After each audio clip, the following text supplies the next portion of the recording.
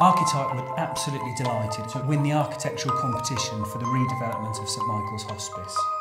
The brief that we were given at the beginning of the project had been extremely well thought through and looked at not only the needs of the hospice right now, but also the needs of the hospice into the future.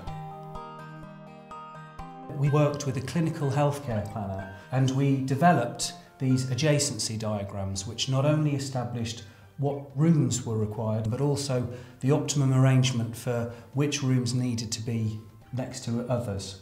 The final hospice design contains about 250 rooms, and actually at this point, when we got so much information on each individual room and area, we actually wondered if it was at all possible.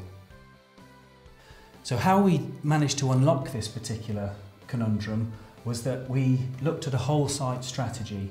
So we laid the site out in terms of the level of privacy that each service needed. Towards the east, we've got services like the education facility. We've then got outpatients and day hospice here with its own entrance, because that's often the first experience people get of the hospice. Then moving around, we've got the main entrance here between the existing building and the new facility. That houses things like the reception, the spiritual space, the cafeteria.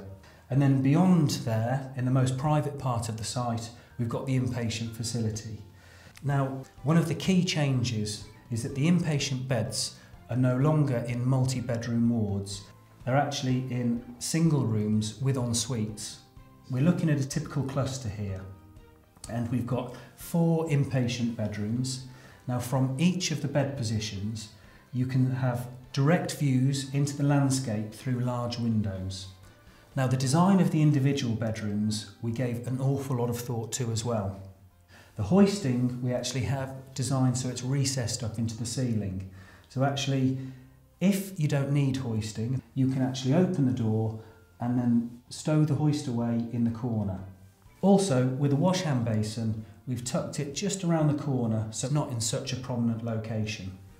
Outside of the inpatient bedrooms, and you can see here we've got brilliant levels of daylight with lots of glazing there, we've actually got timber canopy surrounds, so that when you're in the room, you can look through these glazed windows and you get a real sense of wood in the space. And that natural material, as well as the view through into the landscape, is a really important part of creating a therapeutic environment.